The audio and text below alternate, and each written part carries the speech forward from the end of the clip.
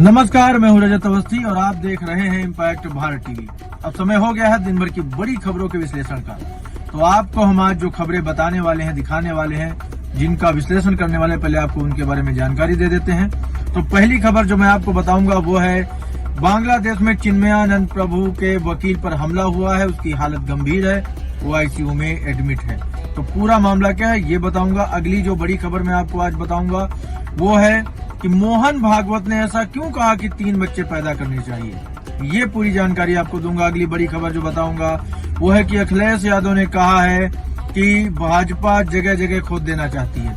ये जो बयान, विवादित बयान है अखिलेश यादव का, इसका विश्लेषण करके आपको बताऊंगा। अगली जो खबर मैं आपको बताने वाला हूँ, बीजेपी नेता की भतीजी की शादी थी और छात्रों ने वहां बम चला दिए हैं। ये क्या विवाद हुआ है, इस पर मैं आपको पूरी जानकारी दूंगा।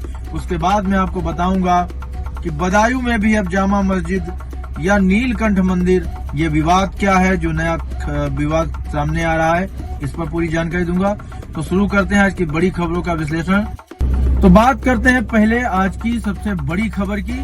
तो बांग्लादेश में चिन्मय प्रभु के वकील पर हमला, हालत गंभीर उसकी बताई जा रही है। कट्टरपंथियों ने घर में तोड़फोड़ भी की है। चिन्मय की जमानत पर सुनवाई 2 जनवरी तक अब टल गई थी।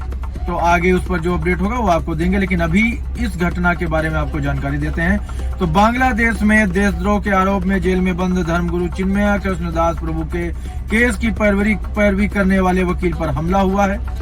ये दावा कोलकाता में इस्कॉन के प्रवक्ता राधा रमण दास ने किया है।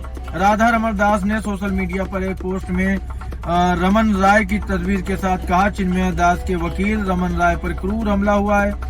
वो आईसीयू में जिंदगी के लिए संघर्ष कर रहे हैं। उनकी एकमात्र गलती ये थी कि उन्होंने कोर्ट में चिन्मय प्रभु का बयान बचाव किया और कट्टरपंथियों ने उनके घर में तोड़फोड़ की और उन पर बेरहमी से हमला किया है। आप सोचो हालत क्या हो गई है कि अगर कोई वकील भी चिन्मय प्रभु का केस लेकर के उनके साथ खड़े होने की कोशिश कर रहा है तो उसके ऊपर भी जानलेवा हमले हो रहे हैं। एक वकील की तो हत्या इससे पहले कर ही दी गई है, आपको मैंने बताया था इससे पहले। बांग्लादेश में इस्कॉन के एक प्रमुख पूर्व नेता चिन्मय कृष्ण दास ब्रह्मचारी को पिछले महीने रंगपुर में हिंदू समुदाय के समर्थन में विरोध प्रदर्शन के बाद ढाका में गिरफ्तार किया गया था। उन पर देशद्रोह का आरोप लगाया गया है। 26 नवंबर को ढाका की एक अदालत ने उनकी जमानत याचिका भी खारिज कर दी थी। चिन्मय दास की जमानत पर सुनवाई 2 जनवरी तक के लिए टाल दी गई थी। द डेली स्टार के मुताबिक यूनुस सरकार ने कोर्ट से सम्मन मांगा, जिसके बाद सुनवाई आगे बढ़ा दी गई। कुछ मीडिया रिपोर्ट भी दावा करती हैं कि कानूनी मदद न मिलने की वजह से चिन्मय दास की सुनवाई आगे बढ़ाई गई है। दरअसल चिन्मय दास की पैरवी करने के लिए कोई भी वकील कोर्ट में नहीं पहुंच रहा है, और जैसा कि आपको मालूम है जो पहुंच भी रहा है उसके ऊपर जानलेवा हमले बराबर हो रहे हैं। तो ऐसे में कौन आएगा वहां पर पैरवी करने के लिए।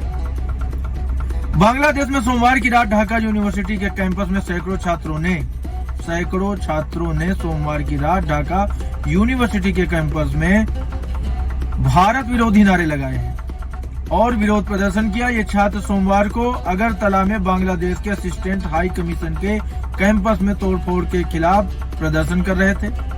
बांग्लादेशी अखबार द डेली स्टार के मुताबिक छात्रों ने कहा कि भारत सरकार ने बांग्लादेश के साथ नहीं बल्कि पूर्व राष्ट्रपति शेख हसीना के साथ संबंधों को आगे बढ़ाया। भारत शेख हसीना की सत्ता छीनने से खुश नहीं है। मतलब कहने का है कि इससे यह जाहिर होता है कि जो इस समय बांग्लादेश की सरकार है कहीं न कहीं वो हिंदू विरोधी हो गई है और कट्टरपंथियों के सपोर्ट में पूरी तरह से आ गई है, जिसका ये रिजल्ट आ रहा है कि वहां पर हिंदुओं को घरों से घसीट कर मारा जा रहा है। उनके साथ में अगर कोई वकील खड़ा होता है तो उसकी भी हत्या कर दी जाती है या उसे जिंदगी और मौत से लड़ने की हालत में पहुंचा दिया जाता है। ये बहुत बड़ा इस समय संकट है जो बांग्लादेश में चल रहा है, जिस पर हमने आपको ये बड़ी जानकारी दी है। अब हम आपको अगली खबर जो बताने वाले हैं वो ये है कि मोहन भागवत ने ऐसा क्यों कहा कि 3 बच्चे पैदा करना जरूरी है, इसके क्या नुकसान होंगे, वो सब कुछ वो जानना आप सबके लिए जरूरी है। तो दुनिया का हर छठा शख्स भारतीय है, फिर भी आरएसएस प्रमुख मोहन भागवत का कहना है कि समाज नष्ट न हो इसलिए सभी को कम से कम 3 बच्चे पैदा करना जरूरी है। भागवत ने 3 बच्चों की बात क्यों की और इसके क्या नुकसान फायदे हैं, ये आपको बताते हैं। मोहन भागवत के बयान का पूरा मामला क्या है, ये आपको मैं अब बता देता हूँ संक्षिप्त में। तो दिसंबर को नागपुर में कठाले कुल सम्मेलन में राष्ट्रीय स्वयंसेवक संघ के प्रमुख मोहन भागवत शिरकत करने पहुंचे थे। इस दौरान उन्होंने भारतीय कुटुंब और जनसंख्या को लेकर बयान दिया। उन्होंने कहा, देश की जनसंख्या नीति 1998 से 2002 में तय की गई थी। इसके मुताबिक जनसंख्या वृद्धि पर 2.1 नीचे नहीं होनी चाहिए। अगर ऐसा होता है तो समाज अपने आप नष्ट हो जाएगा। अब कोई इंसान 0.1 पैदा तो नहीं होता, इसलिए ये कम से कम 3 होना ही चाहिए। तो कुल मिलाकर के ये उन्होंने जो बयान दिया है वो जनसंख्या के एक सम्मेलन में वो गए थे, लेकिन इस पर भी काफी बवाल हुआ और अलग अलग समुदाय के लोगों ने आकर के इसे भी राजनीति से जोड़ने की कोशिश की। अब इसका क्या परिणाम है, जो भी है वो आगे आपको हम अपडेट देंगे। अब आपको हम इस वक्त की एक और बड़ी खबर बता देते हैं, अगली बड़ी खबर। तो संसद में अखिलेश यादव ने कहा, संभल हिंसा साजिश थी, भाजपा जगह जगह खोद देना चाहती है, क्या राहुल गांधी भी संभल जाएंगे? इस पर आपको मैं आगे जानकारी देने वाला हूँ। संभल हिंसा पर सपा प्रमुख अखिलेश यादव ने कहा, जो लोग भाजपा यानी जगह जगह खोद देना यानी सर्वे करना चाहते हैं, वो देश का सौहार्द भी खो देंगे। ये सोची समझी रणनीति है जिसके तहत भाजपा जगह जगह पर इस तरह का काम कर रही है। दिल्ली में संसद के बाहर अखिलेश ने कहा, संभल में सरकार के इशारे पर अफसर मनमानी कर रहे हैं। प्रशासन का इस तरह का व्यवहार कभी देखने को नहीं मिला। कम से कम यहाँ पर जिम्मेदार अधिकारियों पर कार्रवाई होनी चाहिए, ये उन्होंने कहा है। कांग्रेस सांसद राहुल गांधी कल यानी बुधवार के दिन आज बुधवार के दिन वो संभल जा सकते हैं। कांग्रेस के सूत्रों ने बताया कि सुबह 7 बजे वो संभल के लिए रवाना हो सकते हैं, लेकिन आगे इसमें अभी तक कोई अपडेट हमें नहीं मिली है। जो भी होगी आपको हम आगे इसमें अपडेट देंगे। तो ये राजनीति जो संभल पर चल रही है इस समय, ये बड़ा विषय है, सभी के लिए जानने वाली चीज है। अब आपको हम आगे एक और बड़ी खबर बता देते हैं कि बीजेपी नेता की भतीजी की शादी में छात्रों ने बम बरसा दिए। ये लखनऊ का मामला है। लखनऊ में मुफ्त खाने के लिए जबरन लोग घुस गए, फायरिंग की। पुलिस सुरक्षा में रस्में हुई। पुलिस की सुरक्षा के बीच में रस्में अदा करी गई। लखनऊ विश्वविद्यालय के छात्र बिना बुलाए दावत खाने शादी समारोह में पहुंच गए। छात्र बारातियों के साथ नाचने लगे। बारातियों ने विरोध किया तो मारपीट कर दी, ईंट पत्थर और बम से हमला किया, फायरिंग की। शादी समारोह में आई महिलाओं से बदसलूकी भी की। मैरिज हॉल का सामान चारों तरफ फैला दिया। मारपीट की सूचना पर पुलिस पहुंच गई। एक छात्र को हिरासत में लिया गया। इससे गुस्साए विश्वविद्यालय के छात्रों ने हंगामा कर दिया, नारेबाजी करने लगे। इसके बाद पुलिस ने हॉस्टल के मेन गेट को बंद कर दिया। शादी लखनऊ महानगर भाजपा उपाध्यक्ष टिंकू सोनकर की भतीजी की थी। हंगामे के बाद बाराती बिना खाए लौट गए। पुलिस की मौजूदगी में शादी हुई।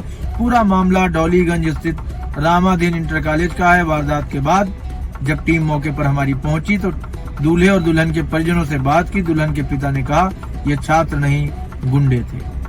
तो ये एक बड़ी खबर थी कि इतनी ऐसी जगह जहां पर क्या कह सकते हैं, यूपी के सारे मंत्री सारा सब वहीं पे और वहां पर ऐसी घटनाएं जब देखने को मिलती हैं। चलो आगे एक और आखिरी बड़ी खबर आपको बता देते हैं। बदायूं में भी जामा मस्जिद या नीलकंठ मंदिर है। हिंदुओं का दावा, अल्तमस ने मंदिर ढहाकर बनाई थी। मुस्लिमों के पास मालिकाना हक के सबूत कैसे हैं या नहीं है, ये आपको बता देते हैं। उत्तर प्रदेश में ज्ञानवापी, मथुरा जन्मभूमि और संभल जामा मस्जिद के बाद अब बदायूं की जामा मस्जिद चर्चा में है। हिंदू पक्ष ने इसे नीलकंठ महादेव मंदिर बताते हुए कोर्ट में दावा किया है। 10 दिसंबर को कोर्ट में सुनवाई है। दावा है साल 1175 में मुस्लिम शासक शमसुद्दीन अल्तमस ने मंदिर को जामा मस्जिद का रूप दिया था। हिंदू पक्ष ने ब्रिटिश काल में लिखे गए गजेटियर और 144 साल पुरानी एसआई की रिपोर्ट कोर्ट में जमा की है। वहीं मुस्लिम पक्ष का दावा है कि उन्होंने कोर्ट में चकबंदी का वो दस्तावेज पेश किया है जिसमें इस जमीन का मालिकाना हक जामा मस्जिद के नाम पर दर्ज है।